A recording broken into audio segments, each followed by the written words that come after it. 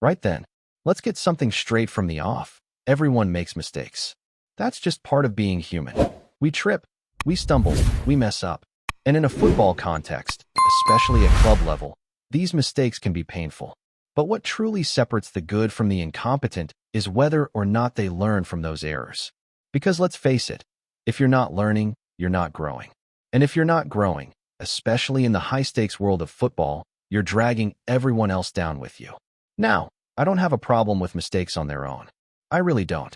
If someone's trying, putting the work in, owning up to what went wrong, and showing a genuine desire to do better, that's all you can ask for. That's how you build a strong team, a solid club culture. That's how you create resilience and improvement. But what I cannot, under any circumstance, tolerate, and I don't think any fan should, is people who continue to make the same mistakes, time and time again, and act like there are no consequences. Worse still, people who make decisions that clearly serve themselves and not the club. People who are not just failing, but taking the piss while they do it. And right now, that's exactly what it feels like is happening at Rangers Football Club. We are not just dealing with bad form. We are dealing with structural incompetence. People at the very top, with enormous responsibility, acting like they're untouchable, like they're not accountable to the supporters, to the history, to the badge. Andrew Kavanagh and Parag Marathe are, as far as I can tell, sleepwalking into disaster. At a time when we need leaders with vision and strength, they're enabling a culture of mediocrity. Worse, they're actively complicit in it. Let's talk names. Kevin Thelwell and Patrick Stewart. Now, I'm going to be honest with you. Keeping these two men in power is one of the worst decisions this board has ever made. It shows a complete lack of awareness, a complete lack of respect for the fans, and an unbelievable disregard for the long-term health of Rangers Football Club. Kevin Thelwell, for me, is one of the biggest obstacles to progress we've had in years. He has fumbled nearly every important decision since walking through the door. You want to talk about the managerial appointment process? It's been a circus. Total chaos. The kind of process that leaves us as a laughingstock in the media, and rightly so. Thelwell has delayed, overcomplicated, and undermined every step of it. While other clubs act decisively, we waffle, stall, and dither, and that indecision comes from the top. And then there's Patrick Stewart, a CEO in title, but an empty chair in reality. What exactly has he done since arriving? Name one positive contribution he's made to the direction of this club. One time he stood by the supporters. One moment he made a clear, bold statement that inspired confidence. You can't, because it hasn't happened. Instead, what we've seen is a man constantly trying to deflect blame, usually right onto the fans. It's embarrassing. He doesn't back us. He doesn't get it. He doesn't want to get it. And to make matters worse, he seems to carry a bit of bitterness towards the very people who pay to fill the stadium every week. The banners, the protests, the criticism. Instead of listening, engaging, trying to understand, his instinct is to throw supporters under the bus. That's not leadership. That's cowardice. That's someone who should have no place anywhere near Rangers Football Club. And let's talk about track records. These guys aren't walking into Ibrox with a glowing CV. Stewart was a temporary CEO at Manchester United. Temporary. And let's not kid ourselves. United have been one of the worst-run clubs in Europe for over a decade. Burned through managers, spent over £1 billion, and have somehow managed to get worse. If being part of that mess is your claim to fame, it's hardly a vote of confidence. This is the man who helped bring in one of the worst managers in our club's entire history. Think about that for a second. Not just a bad appointment, the worst. Worse than Pedro Caixinha, worse than Paul Le Guen, worse than Michael Beale. That's not easy to do. That takes effort. That takes a special kind of poor judgment. And what about his dealings in the transfer market? He sold a striker who scored over 50 goals across 2 seasons, for under £5 million. Let that sink in. In any top league in Europe, a striker with those numbers goes for serious money. Not here. Not under Thelwell. He sells him on the cheap, then splashes nearly £10 million on a forward who hadn't scored in over 500 days. And another £15 million on a player who flopped spectacularly at Everton. The maths doesn't add up. The logic doesn't exist. We're being run like an amateur club. Nearly 30 million spent, and we are a worse team for it. Max Aarons looks like a walking panic attack. Usgaard looks like he won a competition to play. Nezajija? No idea what he's meant to bring. Manuel Fernandez? Where is he? Does he even exist at this point? And then there's the ultimate insult. Kevin Thelwell appointing his own son as head of scouting. Nepotism at its absolute worst. In what world is that acceptable? We are a club with global stature, and we're acting like a Sunday league team. His son has never held a job like this before, never had that responsibility, and suddenly he's shaping the future of our squad? It's beyond parody, and it doesn't stop there. His mates, his former colleagues, all suddenly showing up in key roles. Dan Purdy, Jonathan Hunter Barnett, familiar names from Everton and Wolves, clubs who were more than happy to let them go. Is this just jobs for the boys? Because it looks like it. It reeks of cronyism. The kind of behavior that, if this were politics, would be front-page news and force resignations. But in our club, it's just swept under the carpet. And the worst part is, these decisions are shaping the future of Rangers Football Club. This isn't a short-term dip. This isn't just a bad patch of form. We are dealing with a systemic failure. A leadership group that is completely out of touch with what this club stands for, with what the fans expect and deserve. And they're not just failing, they're doubling down on their failures. Appointing more of their mates. Giving jobs to their kids. Acting like it's their private playground. Where is the oversight? Where is the leadership from Kavanagh and Maratha? Can they not see this? Are they really this blind to the damage being done? Or worse, do they not care? Because right now, it feels like they're either complicit or clueless. And neither is acceptable. And now we've got candidates pulling out left, right, and center. Danny Roll? Not interested. Steven Gerrard? Blocked. Derek McInnes? Gone. The message is clear. People do not want to work under this regime. Managers can see that it's a toxic setup. One where the director of football holds all the power and the manager is reduced to a puppet on the sideline. That's not sustainable. That's not how big clubs operate. Kevin Thelwell is not just a bad appointment. He is a threat to the future of Rangers Football Club. And until he's gone, until Patrick Stewart is gone, nothing meaningful will change. We will keep spinning in circles, burning through managers, wasting money, alienating fans. The model is broken. The people running it are the problem. And until they are removed, forcefully removed, we're stuck in this nightmare. And here's where it gets even more infuriating. Because just when you think things can't get more absurd, Thelwell goes and tops himself. We're not just watching a man fail at recruitment. We're watching someone actively undermine the very soul of the club. When a sporting director thinks he's bigger than the manager, when he blocks moves for leaders like Steven Gerrard, not because of tactics, not because of vision, but because Gerrard wouldn't bow to his model, then you've got a dictatorship, not a football structure. Let's be honest here. Gerrard, for all his faults and for all the debate surrounding his second spell, understands this club. He gets what it means to manage Rangers.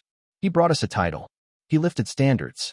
And yet Kevin Thelwell turned him down, said he wasn't value for money, said he didn't fit the model. A model where he, not the manager, has final say on transfers, on structure, on everything. That's not a model. That's control. That's ego. That's someone desperate to be the puppet master, building a team that he can point to and say, that was all me. And if you think it stops with Gerrard, think again. Look at the pattern. The constant hiring of his own people. The loyalty to failed appointments. The refusal to admit fault. He's not building for Rangers. He's building for himself. His legacy, his name, his version of how football should work. Even if it drags us through the mud. This whole idea that the director of football should have this level of unchecked power, it's lunacy. And it's clearly not working. You've got a club legend blocked from returning, while we're stuck with a recruitment team made up of his mates, his ex-colleagues, and his son. Yes, his son, running scouting. Who else gets away with that? What kind of self-respecting club allows it? And it's not like this is happening quietly behind closed doors. It's all out in the open now. Fans are talking. Media's talking. Former players, even current ones off the record, are raising eyebrows. Yet the board, silent. Ownership, silent. It's as if they've gone into hiding, pretending this isn't happening while the club they own crumbles beneath them. And this isn't just a footballing issue. It's a cultural crisis. We've gone from being a club with values, identity, standards, to becoming an experiment in egotism. The supporters, the ones who give everything, week in, week out, they're the ones suffering. Because while they're filling the stands and singing their lungs out, the people upstairs are playing favorites, pushing agendas and rewriting what it means to represent Rangers. You can feel it in the stadium. There's tension now, resentment, a growing feeling that we're not just being ignored, we're being mocked. And what stings the most is that there's no apology, no accountability, no recognition of the fact that this regime has failed. Not once have we heard Kevin Thelwell say, "We got that wrong." Not once has Patrick Stewart stepped up to explain what the long-term plan actually is. They hide behind vague statements and PR nonsense, hoping the storm will pass. But this storm is just getting started. Let's talk money again, because this isn't Monopoly. It's real cash, real wages, real transfers that have gone nowhere. $8.5 million for a striker who hadn't scored in over a year and a half. Loan deals with massive fees and bloated wage structures. Youngsters brought in for ridiculous sums based on potential that no one can see. It's reckless. It's wasteful. And it shows no understanding of where we are as a club, financially or competitively. And then they try to justify it all by leaning on vague words like project or long-term vision. But we've heard it all before. What vision? Where's the roadmap? Where's the progress? Because right now, the only thing that's growing is the level of frustration among the fans. And when supporters put up banners, ask questions, challenge the narrative, they're immediately cast as villains. Disloyal, disruptive. But that's what they want, isn't it? A compliant fan base. A quiet crowd. People who pay, nod, and move on. But that's not Rangers. That's not what we stand for. Our fans care. That's why they're angry. That's why they protest. Not because they enjoy chaos, but because they see the bigger picture. They see the damage, and they refuse to be silent. If anything, the silence from the board and the refusal to act only fuels that fire. And it should. Because Rangers isn't just a football club. It's a symbol, a tradition, a standard. And right now, those standards are being betrayed by people who clearly don't understand the weight of the shirt. And honestly, if this level of mismanagement was happening in another organization, in politics, in business, heads would have rolled long ago. There would be investigations, accountability, change. But here, nothing. Just more appointments, more backroom reshuffling, more deflection. You can't rebuild a club by stacking it with people from your past. You can't move forward when your every decision is driven by personal loyalty instead of professional merit. And you definitely can't run a football club like a closed-off boys club, where mates get jobs and criticism gets silenced. Before we continue, make sure to subscribe to our channel and turn on notifications to get all the exclusive news about Rangers FC. Don't overlook any details about your beloved team. It's crucial for Rangers FC fans. A fresh stir is sweeping through Ibrox, as whispers suggest that Danish goalkeeper Daniel IVERSEN could be on the verge of donning the famous Rangers jersey. Sources close to the club hint that talks have been progressing, sparking excitement among the Gers faithful who are eager for clarity over their goalkeeping situation. While nothing has been officially confirmed, the murmurs have been enough to get the Scottish football grapevine buzzing. IVERSEN, a name familiar to followers of the Danish leagues and beyond, has reportedly caught the eye of Rangers' scouting team with his commanding presence between the sticks and his reputation for lightning-quick reflexes. It's believed that the club is keen to bring in competition for the #1 spot, and IVERSEN's arrival could signal a shakeup in the squad's defensive hierarchy. Fans have been waiting for reinforcements since last season, and the idea of a new shot-stopper at Ibrox has already fueled speculation over who will start when the season kicks off.